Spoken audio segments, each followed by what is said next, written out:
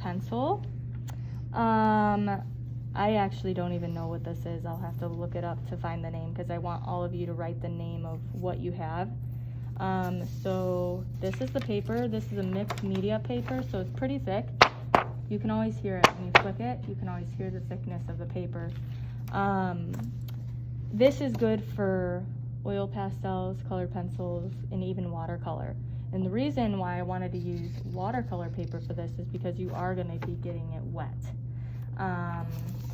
So I just very, very basically started this out just to really show you guys the process. I haven't started with a rubbing alcohol whatsoever. So shading with a pen is similar to a pencil in that you press harder, you're going to get a darker area. You press lighter, you're going to get a lighter area. Right now this is pretty scrappy looking, pretty sketchy looking. I'm going to add some rubbing alcohol over it to get some of that value. Right now I have a 50% rubbing alcohol. The stronger the alcohol you have, the better it is. Yeah. So this one in here is like a 91%, and then I actually ordered some 99.5%, and that's coming in soon. So this is all I have, but Amazon should be pulling through pretty soon here. Ooh, that's strong. Is that what you put in Burns your coffee? nostril hairs. Okay, yeah, so I will get that for you guys probably next class period. You'll probably start with it. But let me just show you kind of the process. So this is all ballpoint pen, time consuming. It's layering and layering and layering of it. So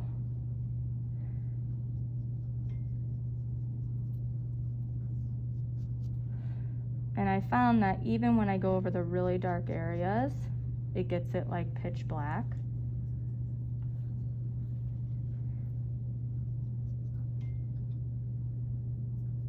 So really, I mean, you're not really painting because you're really just covering with liquid over what you've already drawn. So people are like, this is a drawing class, not a painting class. You're not really applying color here, so calm down. Okay.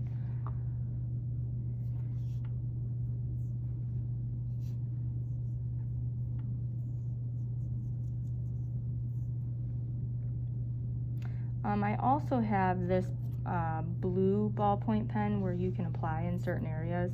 The blue is not going to give you as much contrast as the black, and if you notice, the black kind of gives it a violet look to it. So what I'll do, and alcohol is actually like a drying agent, so this dries pretty quickly. So then I'm going to go in the white gel pen.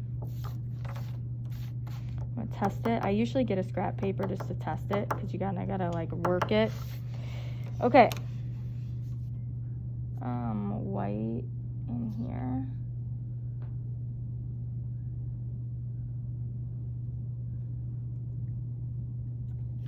So all of these white specks here.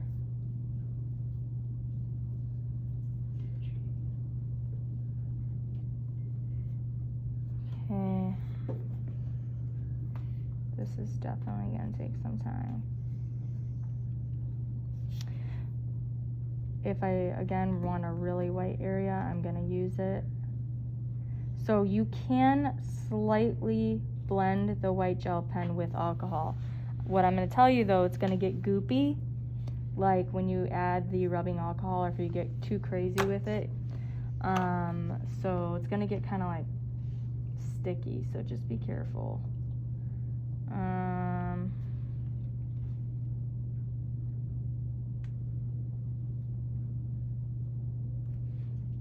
It's going to be a trial and error for you because I'm sure most of you probably haven't done this before. So just paying attention to those tiny little details. Probably, like, I could have left all of these white dots white and then gone around them with white gel, or gone around them with the ballpoint pen, but instead I covered the whole area black, and I'm just going to go over with ballpoint pen or gel pen over it, because that would be quicker and smarter. If you notice though, like, well, yeah, that happens. I forgot to tell you about that. I'm gonna have to get you guys newsprint for underneath, because that's gonna happen. It actually looks like a whole different art project on the other side. It's pretty cool. What was I saying? Okay, now time has gone by. This has dried a bit. Those first white dots that I did have faded. They're not as white as I wanted them because the alcohol wasn't dry yet. So I'm gonna go over that again.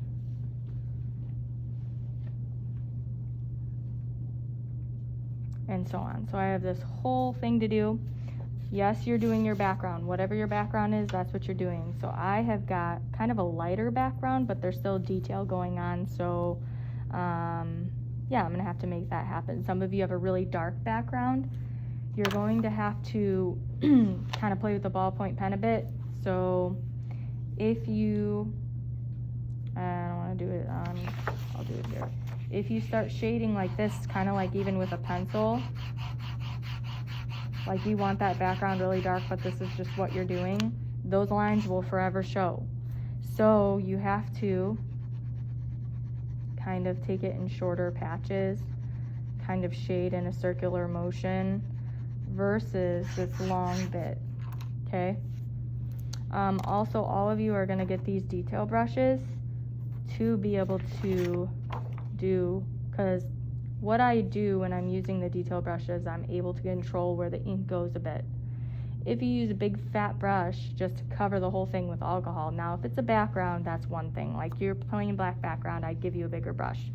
But for the details of your creature, you would want to use a smaller brush, because if you just douse the whole thing in alcohol, it's going to bleed out, and then all those details that you did so nicely are going to be gone. Okay, so that's why we use the small brushes, so that we can control where the alcohol goes a bit. Okay? Do we have any questions? No, so today you're gonna get your paper, you're gonna get your photograph that you're looking at, and you're gonna start drawing with pencil, and you might even get ballpoint pen today and start. All right? Okay.